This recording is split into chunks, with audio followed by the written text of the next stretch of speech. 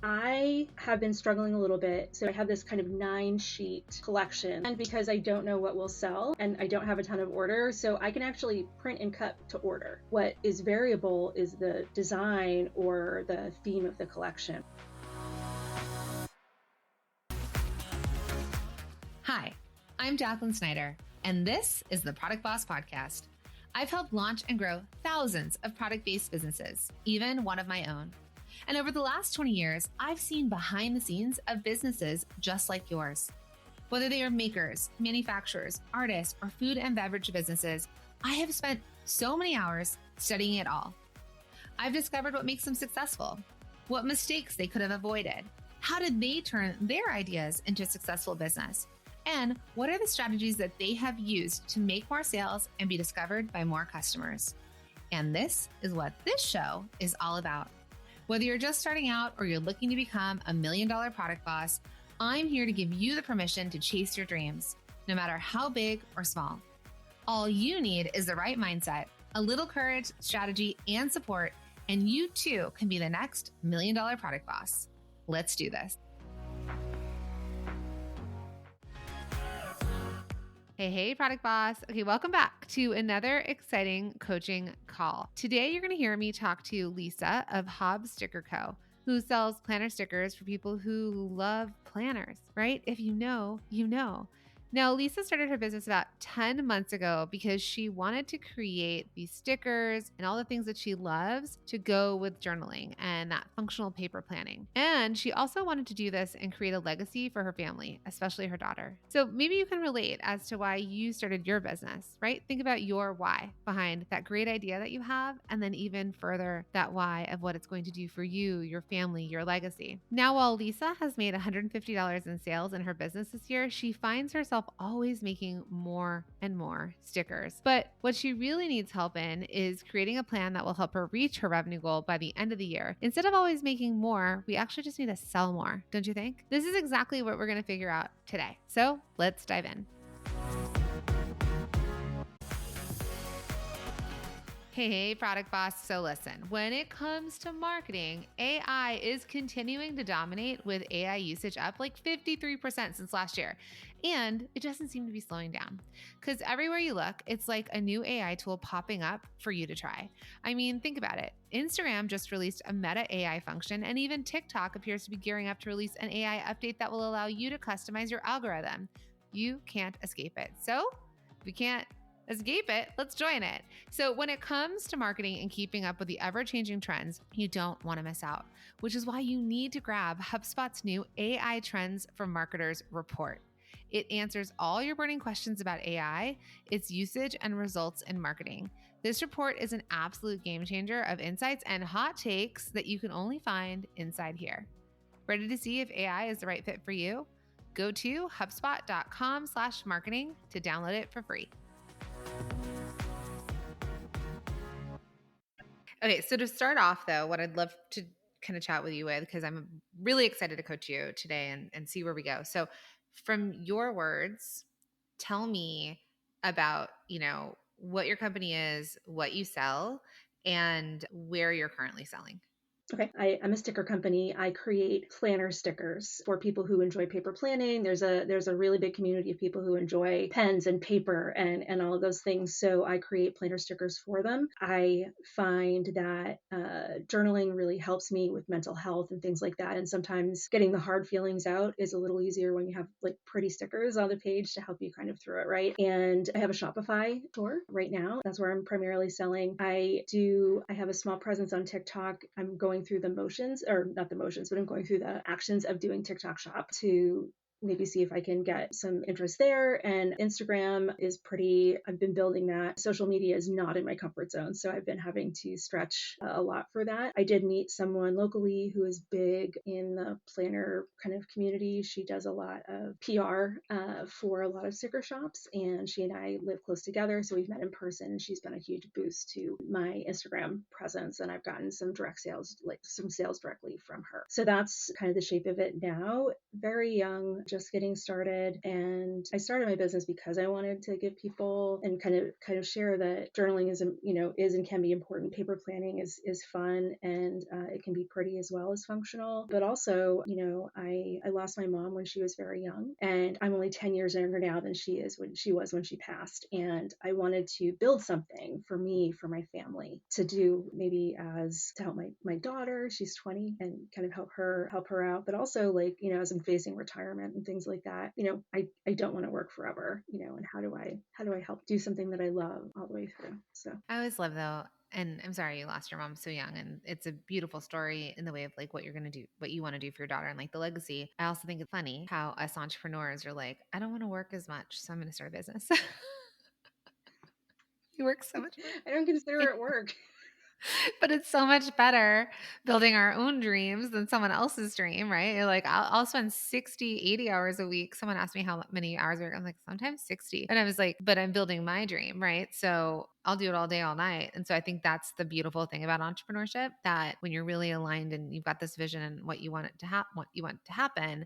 So I love this story and I love where you're at. So you basically said in your intake that, you said that um, your ideal client is a woman between ages of 35 and 55 who has adult money and enjoys planning and journaling with paper and pen, typically in a book bound planner with paper that takes fountain pens as well, like the Tomoe River paper, Sterling ink. So you've got specific paper. So you know a lot about paper, but could also plan an Erin Condren or Happy Planners. They might enjoy updated planners and then all the things. So what I first want us to think about is, I know you have this general idea for who your ideal customer avatar is.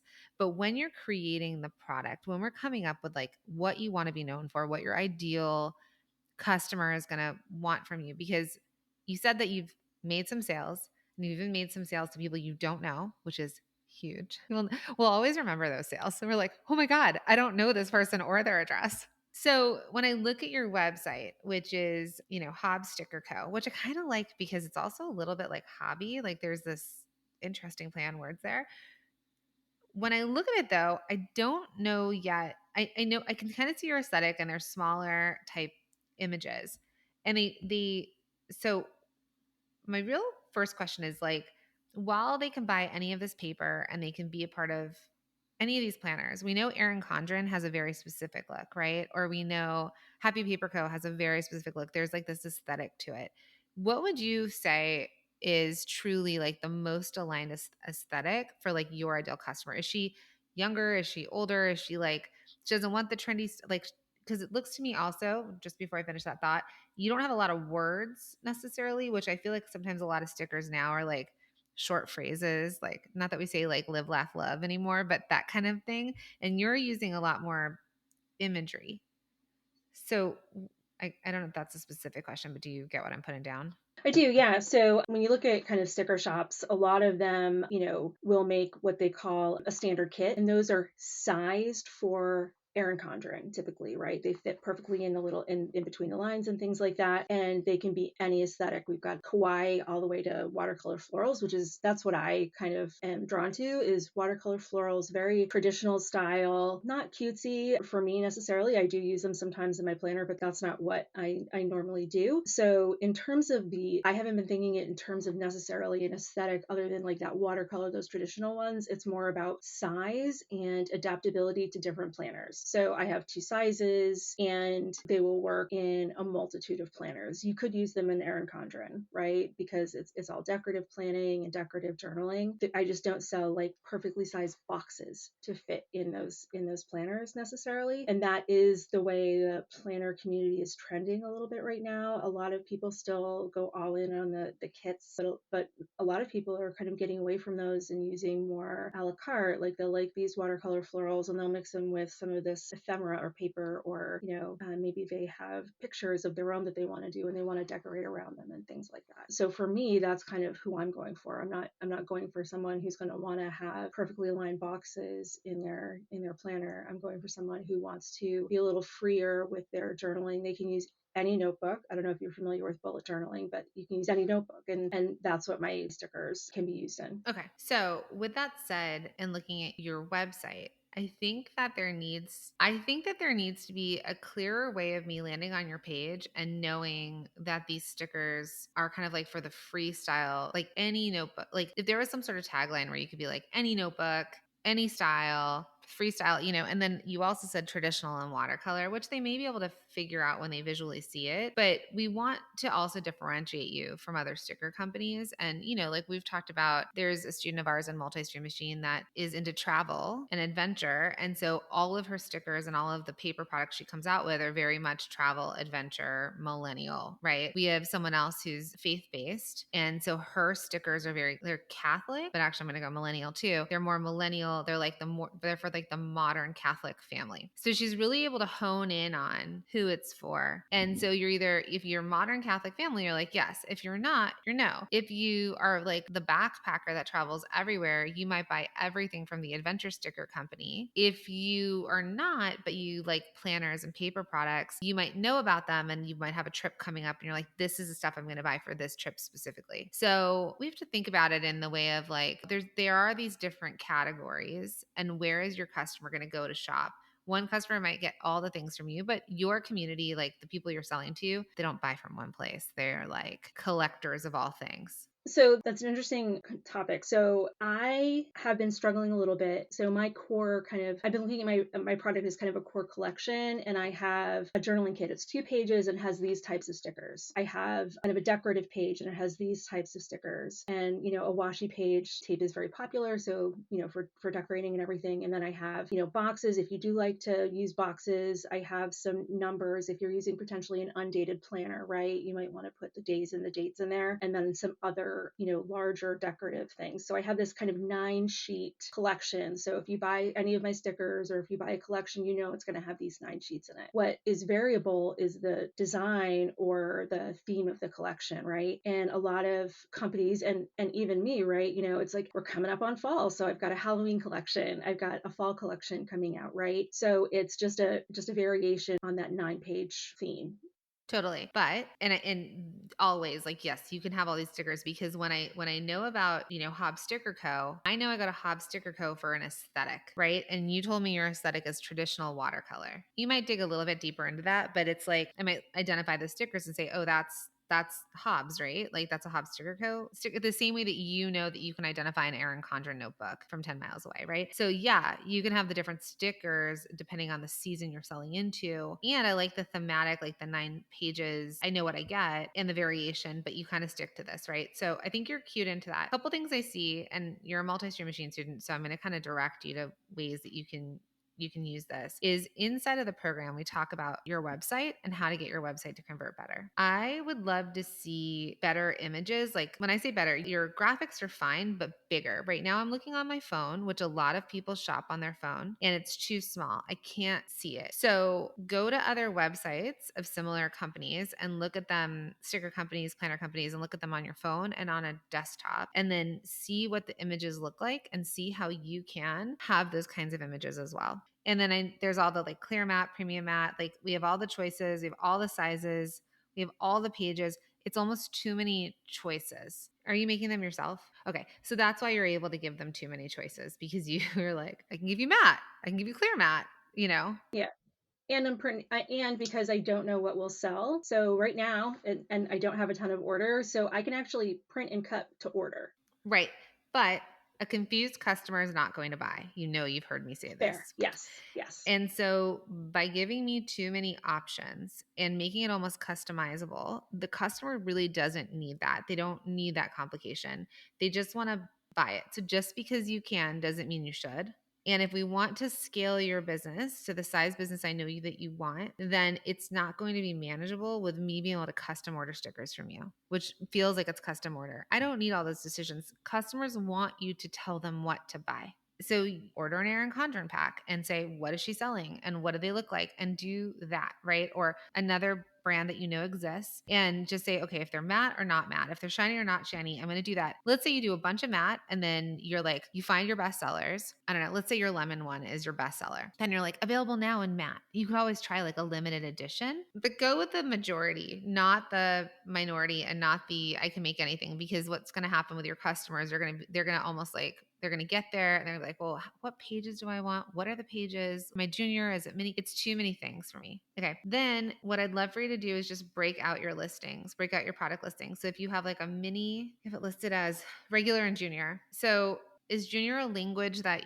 your customers use? No, but I can do some digging to try and figure out like the better choice. A lot of my customers, so the sheet sizes are the same size as kind of a passport type planner. So really it's really for larger planners and smaller planners, basically. Okay. So you might just use small and large or mini or, whatever they call a small planner, or even if it's 9 by 11 or 4 by 5, right? Like I would make that pretty because junior doesn't make sense to me we just have to get practical in our language. Then if I look at Erin Condren, I'm just using her as an example. She has sticker books. Obviously she's got bundles. She's got packs. So she's using all the words that we talk about when we talk about making offers to your customers. So you might, again, I just want you to go to language that is familiar to the customer so that they don't have to kind of guess what it is. And so what I would probably say is, she has like a vinyl teacher 3-pack and it's just stickers. And then there's like a life planner sticker pack and it's got the tabs and the things you can write on. Meal prep functional sticker book. So there's just words that she does pull it apart into variations, or here's like acrylic wall calendar clings. And this is the one that has like rainy or sunny and months and dates and da da da. So I think I like what you're doing. I'm not saying there's anything wrong with the bundles and the offer that like the product offering. I just want it to be honed into the language. And this is in multi-stream machine. One of your bonuses is the product descriptions that sell, and then it's taught by Rachel Weber, who is Kendra Scott's copywriter, or was, or I think is. And so she talks about just like practical language that makes sense to your customers. So I'd love for you to listen to that one, because for you, I think you've got great images. I think maybe just a little bit clearer. I think pulling apart your product listing so it's easier to sell. And then just the words you're using, the copy, making sense to the customer that they don't have to guess and they don't have to make decisions, but it's just very clear and practical. So I think that will help sort of clean up the website. Did you catch that? A confused customer never buys. All right. So I know I say this all the time, but it's true. When you give your customers too many options, they become confused. And when a potential customer is confused, the chances of them actually purchasing your product are very low. And in Lisa's case, she's offering all of these various sticker options, including custom made, which is overcomplicating the process for those who are landing on her website. Your customers have decision fatigue. We all do. There's so much input coming to us, and we need people to tell us what to buy, right? They want you to tell them what to buy. So if your website isn't making it simple for your customers to make a decision, then maybe it's time that you need to reassess and look at your website and figure out what changes you need to make to clean it up so that you can increase your conversion rate, so that it could be an easy yes for your customers, so that you can make sales. Now, let's take a look at Lisa's pricing and SEO to see what needs to be adjusted there. And then also from the pricing perspective, honestly, I can't get anything for 75 cents anymore. So it's not worth your time. Yes, yes. Can't even get a soda out of a vending machine for 75 cents. I know. There needs to be like a minimum order. So I based it on, and this is where I need to go through the pricing module and things like that. I based it on the price of the sticker paper and the like ink and the clip art and all of that, right? And I kind of worked it into a per unit cost. So like the junior paper sheets, I can get 4 sheets, 4 of those out of an 8.5 by 11 sheet of paper. And the sheet of paper actually costs less than 75 cents. So Are you charging for labor, like design, it's art? built in, but not as much as I know I should. Okay. So I love that you're saying that, because it means you've done the pricing sheet. Like we talk about pricing in multi-stream machine, and you're looking at it and you're like, okay, am I making the right margins? And you are, if we're looking at costs per unit to make, Mhm. and then your markup. But here's the thing, and I teach this in the program too, is like, okay, so some of us are like trying to get the lower price because we have expensive materials we're using, our labor is expensive. There's all this stuff that's expensive, and it's like, oh, I don't think I could ever sell that at that price. There's people like you, which is very fortunate, where you have very, very low costs, but you actually can mark it up to the moon. So you actually can follow the margins, because I want to make sure that you're profitable. But sometimes when we're priced so low, we are actually going to repel our ideal customer. They're going to think, what's wrong with this? Right? So they're gonna be like, form? Like, is it stickers? Like, so what I want you to do, and this is when you're going to, you're identifying your ideal customer, the brands out there they might buy from. If we look at, I don't know, I'm going to say Erin Condren, she has a budget book decorative sticker 2-pack, just 2 sheets, and it's normally $5.50. When I coached the Catholic sticker company, $5 stickers were selling like hotcakes. So I think what you need to realize is that unless we're at the 99-cent store, which by the way is not the 99-cent store anymore, it's the $1.50 store and up, nothing can be under $1. I know. And anyone that's your future customer, just plug your ears. But we also need you to build a business where you can make money and keep providing this amazing product. You're gonna lose customers if you're actually not priced in the margins. So meaning like in what they're used to buying, and you can make more money. So even if you can sell it at 75 cents, maybe your products are never less than whatever it is, $5. So because it's not worth your time to send something for just a couple dollars. So what I want you to do is look at like like Erin Condren takes the same sticker page and just sells you 2 of them for $5.50. So instead of you thinking selling in individuals, you're going to do what every sticker pack has ever done. Even if you think about the little kids ones, it's a double page of the same stickers inside the pack. So if I'm going to buy 1 sheet from you, it's technically 2 and it's not 75 cents, it's like $5. And if I'm going to buy, and I'm saying $5, but you're going to go and do your work outside of this call. And then when they're buying a kit or a bundle or like the whole pack, and those are all going to be individual listings as well, that's when you get to go up in your price, and they're going to find value by buying the bundles. So just look at sites that are clear to follow, because one of your questions was about SEO and search engine optimization. So everything we're talking about, funny enough, does go back to SEO because product descriptions matter, wording, language. Like if you write bundle, someone might be writing in, lemon sticker bundle. Like they might be using words. And if you're using words that aren't aligned with what people will search, it's not going to connect in the SEO part. Do you want to jump into SEO? I'd love to. So tell me your question around that. So, just way back when, it was all about making sure you had the right word like 20 times on your page or whatever, right? Like just thinking way back.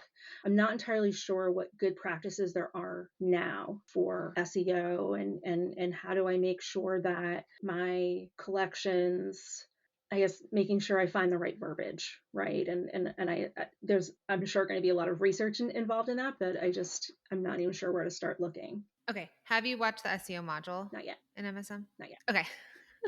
You're like, we could actually don't have to cover that. You go do that and then talk about something else here. So inside of that program, inside of MSM, we share with you a tool that you can use, and there's like a level of searchability on it that's free, but then ultimately eventually you do like a paid tool. I'm just going to give you an example that I share inside of the program. And it's not about product. Well, I'll tell you both. One, when I came out with Cuffs Couture, which is a wearable wrist wallet, nobody was typing into the computer wearable wrist wallet. So that wasn't going to be SEO that was going to make sense.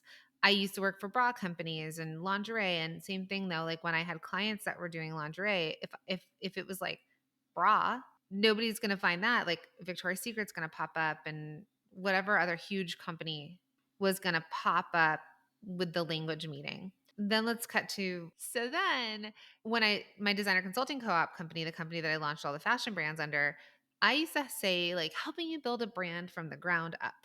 Somebody like you who wants to start a clothing line, what do you think you're typing in? How to start a clothing line?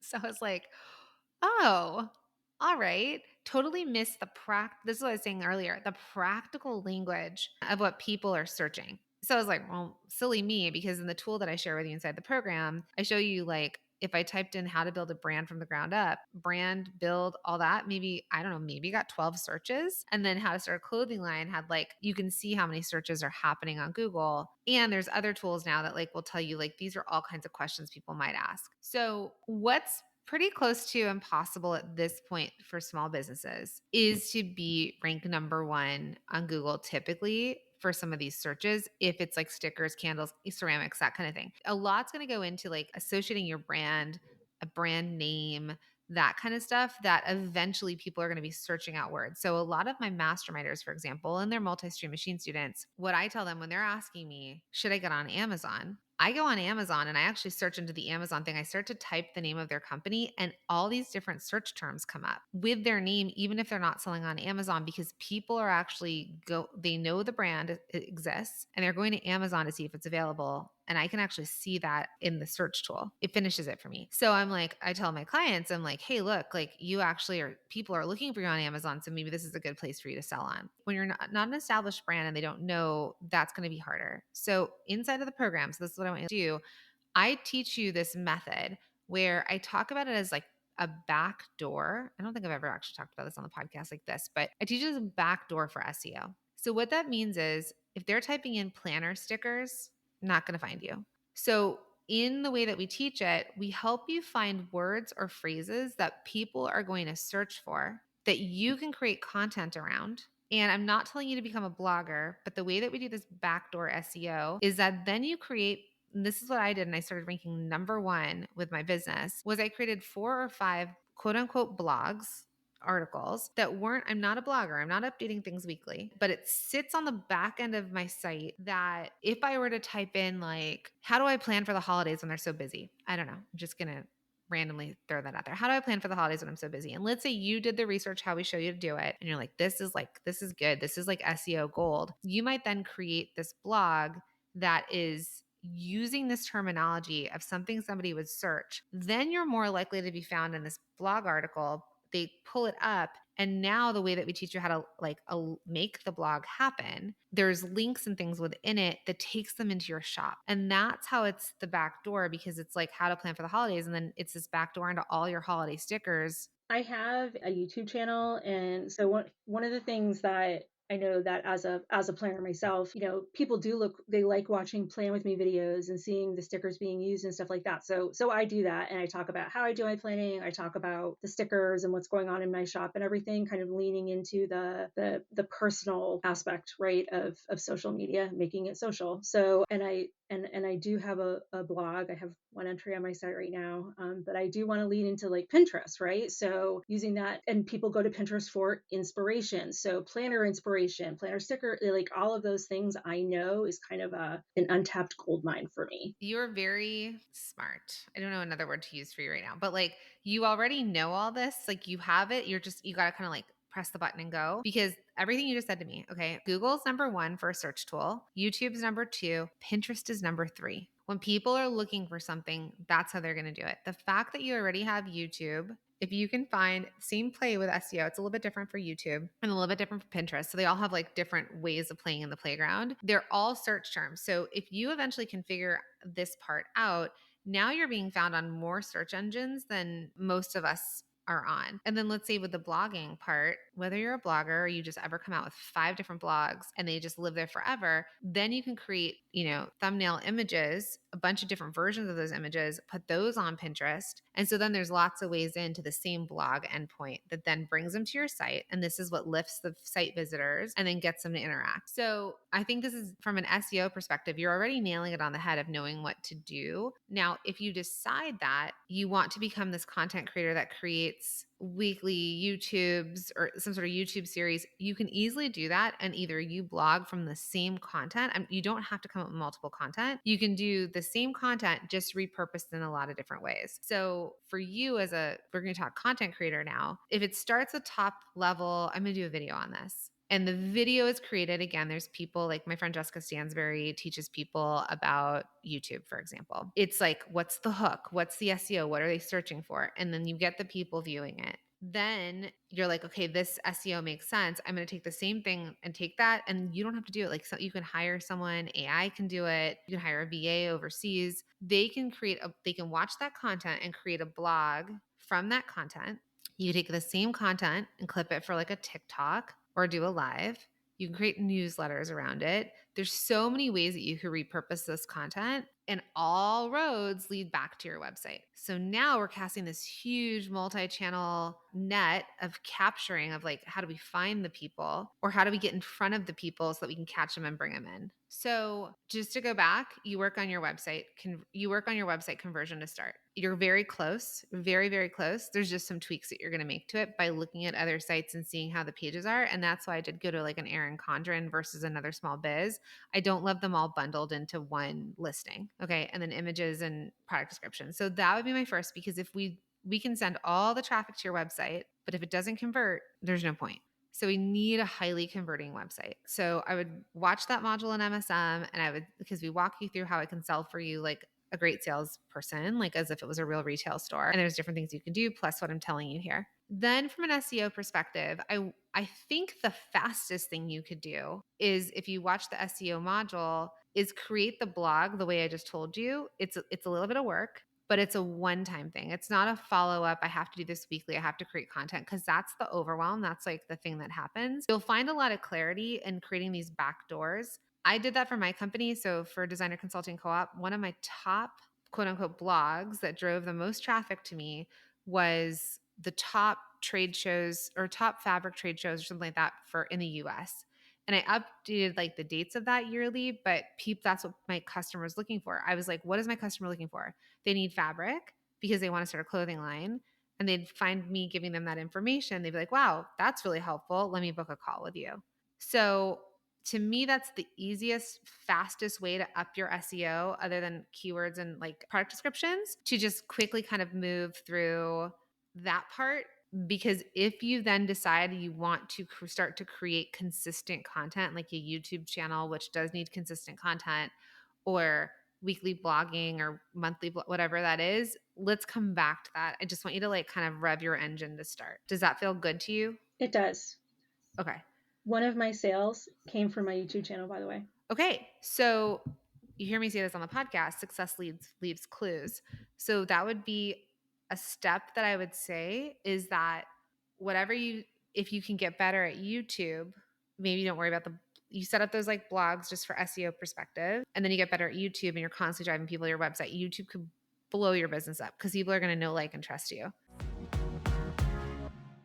In case you missed that, when it comes to SEO, two of the most important things you can do to improve your SEO ranking is improve your product descriptions, and think about creating a backdoor link through something like a blog post. I mean, this is exactly what we teach inside of Multi-Stream Machine. For Lisa, the first step I want her to take after adjusting her website is to fix her product descriptions, so that when people land on her website, they actually convert, right? Convert means they land on your website and they put something in their cart and they buy. And then once her product descriptions and website are converting, then what I want her to do is moving on to creating a blog post, start to drive more traffic to her website and business through Google searches. Now, the same can go for you, Product Boss. If you have a website that is not converting, then chances are maybe your product descriptions need work. Maybe your photos need work. There is something missing in and on your website that is stopping your customers from converting, and you kind of need to analyze what that is and fix it. And once you can get your website to convert, then dig deeper into your SEO. We don't want to send people to a website that's not going to convert. So let's make sure that where we send them converts, and then we send more and more people through SEO. And you can consider creating a blog post. The way that we teach blogging in MSM is very different than just like becoming a blogger. But that backdoor way that we teach, that's a way to attract and bring in more people. Does that make sense?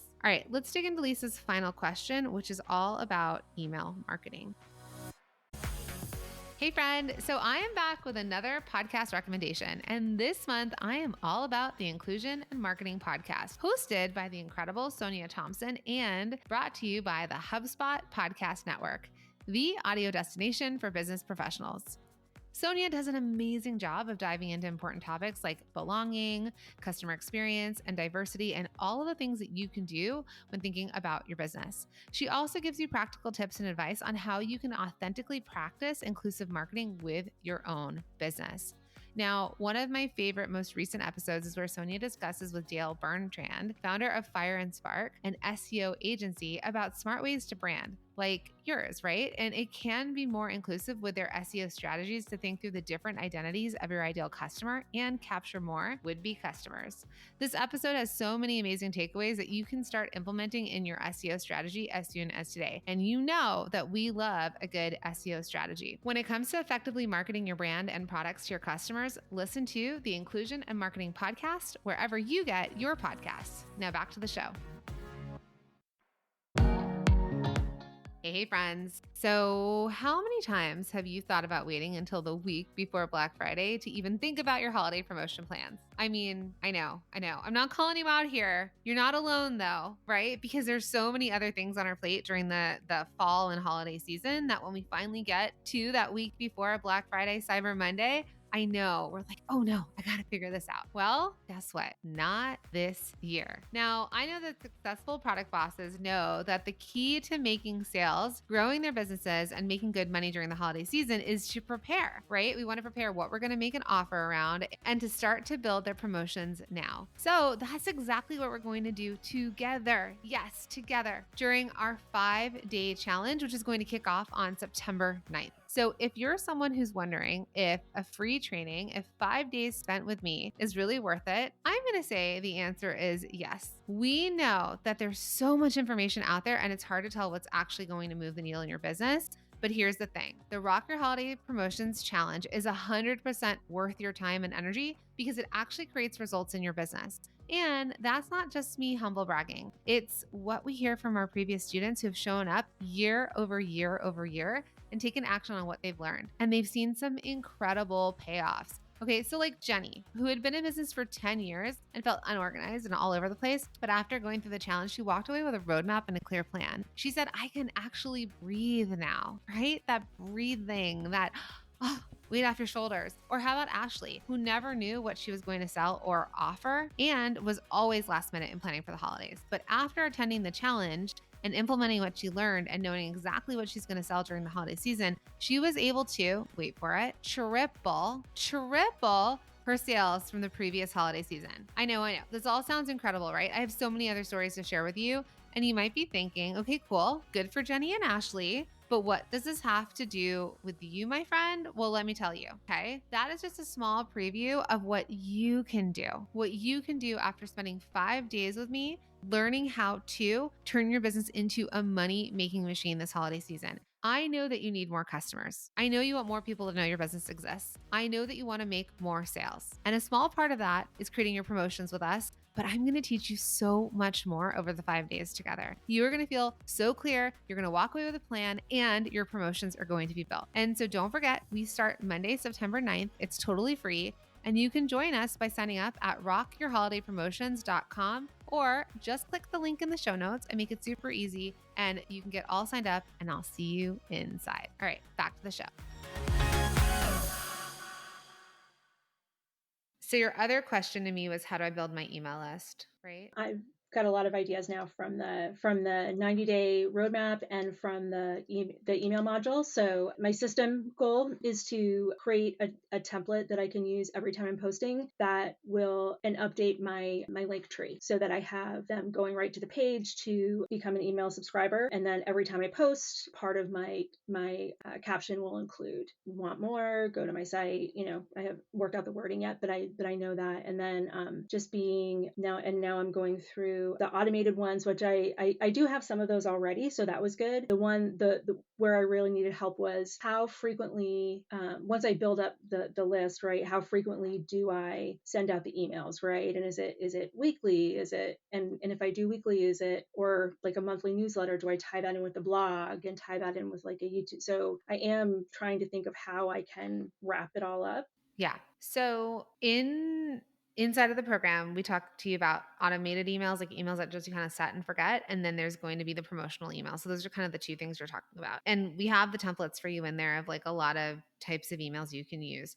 So automated are things like I'm abandoning cart. Hey, you left something in your cart, right? Or the welcome series. Like I've opted in. I got the 15% off discount for my first order, and now it's like, hey, like here's a little bit about you, and so you can have a cadence to that. The welcome sequence, Target is actually notoriously known for, if you opt into Target, they are going to blast your inbox like crazy because they actually want the people who want to stay on the list to stay, and then they want people to unsubscribe because we pay. When you start to grow a list, you actually pay for that list. Like I pay so much money a month now for our email list, which is great because it's like thousands and thousands and thousands of people. But if they're not opening my inbox, we actually purge like 8,000 people every other month because they haven't opened in 90 days. Like if you're not getting my emails anymore, someone's like, oh yeah, I haven't gotten Product Boss. It's because we've, purged it. But I just want people on the list that want it because it ruins your deliverability and all these things. So I think the most important stuff initially is that welcome sequence. Now, Annika of Hey Maven, she talks about this. She's one of the mentors inside of Multi-Stream Machine and a student. She had created like a 50-part welcome sequence because she was a set it and forget it type person that never wanted to send an email again. So she basically, you don't need this. This is just like, this is what she did. And I was like, this is an amazing thing. It's like, I'm doing it once and I'm never going to do it again. So she basically created like, let's say wrote 50 emails that maybe got delivered to them over the next 18 months, right? Not as typical. Usually a welcome sequence might be 3 emails or even 2, like, hey, welcome, make sure to use your 15% discount. Did you know about Hob sticker? Da da da. Maybe there's another email that's like, make sure you use your 15%, like it comes back to them on that, or it features something or something. And then it ends and then it drops them into promotional emails, which is what you're asking. So for us at the Product Boss, I think we send our welcome sequences a little bit longer, but it might be like an every other day or third day. It might be the welcome sequences delivered out over 2 weeks, and you can kind of pick your cadence. Okay. There's no right or wrong. It's just we're opting them in. And what we need to do is, because if they just opted in today, they do need to get an email. They get their email immediately. And then they should probably get another email probably by the next day. And then you could skip a day and then do another day, let's say, because they're the hottest when they found you, discovered you, went on your site and opted in. They're going to forget about you in a few days because they've opted into 75 other products, right? So welcome sequence important. Abandon cart's important because if they put something in a cart and they leave because something happened, life lifed, we want them to be like, hey, remember this thing in your cart, which I give you the entire schedule and cadence inside of MSM. So you've got all that. It's like a 3 to 4 day process. Those are like, and then after purchase, fine. But like those, I think, are 2 of the most important automated sequences. From a promotional standpoint, people love a newsletter in the way of my students, love to send newsletters, but customers don't read newsletters. So I send a newsletter at the Product Boss because I'm sharing information and I'm teaching. If your company has a way to create a newsletter that is useful and helpful to your customers as another piece of content, as an asset to them, then you could do a newsletter, and you could do that once a month, once a week, whatever you want. Okay, we do a once a week newsletter because we're like, hey, this is what's happening in the world. This is what's happening with marketing, da da da. Otherwise, if you follow a lot of e-com brands, they don't send newsletters. They send e-commerce emails, which are promotional emails that are trying to sell you something. So whatever you want to sell in that moment, they're sending it to you. So it might be like the Halloween collection is here, or it's August when we're recording this, and October is like this massive thing that's gone viral. So you might have been like, happy October, or it's Summerween. And then with saying that, like happy October, you might be like, the Halloween collection is here. And that's the first promotional email that lets your list know it's here. In an ideal world, I would tell you to send a promotional email once a week. For a lot of you, if I can get you to send one once a month, great. Once every other week, great. I just need you to send an email, okay? If you opt into Anthropology, they're going to send you one every day, if not twice a day. So there's this range.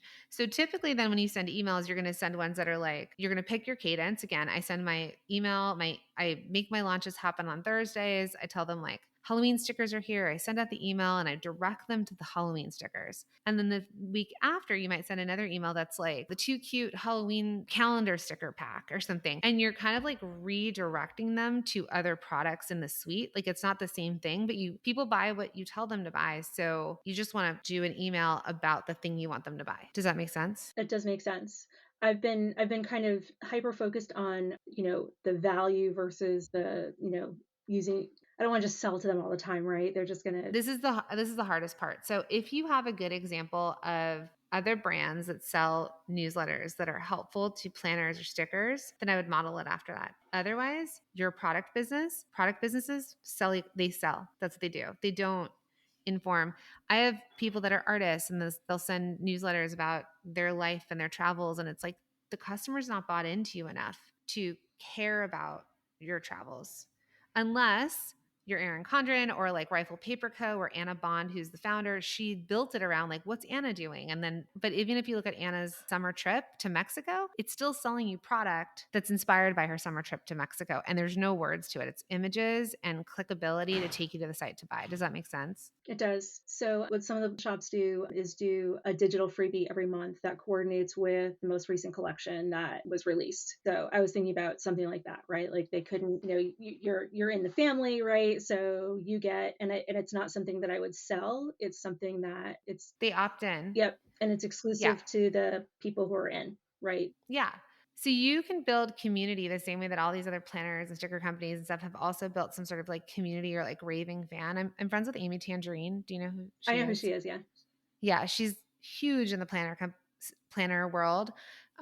She's done collaborations with Avery Labels, and she speaks at our event. So she's coming to like I have our expansion retreat that's coming up in our masterminds, and she comes and speaks. She's like amazing, and she talks about how she's co-branded and all the products she's created, but it's because she's got the fans of the Amy Tangerine brand. And then she can use that brand in lots of places. So I think for you, from an opt-in, how to grow your email list, people love a discount. You could do a 10% discount since your product is cheap, and your 10% discount can be on orders over. Doesn't need to be 10% off your 75-cent sticker, 10% off, and then an asterisk, orders over $30 or something, right? Like we can set, and then they could have their welcome 10 code, but then when they insert it, it's like it's not applicable. You have to spend X amount of dollars. So you can do whatever you want there. Plus, join the monthly whatever club, right? Like whatever it is that you're sending. And then once a month, you have your letter or your newsletter or whatever that comes with a freebie that they've opted in for, like that community that keeps them, that's you giving them stuff without asking them to buy, but it's a constant reminder. They look forward to it. And then all the other emails are new sticker collection or lemons are here or summer sale or, they're all the promotional emails because the whole point of you sending emails is to sell.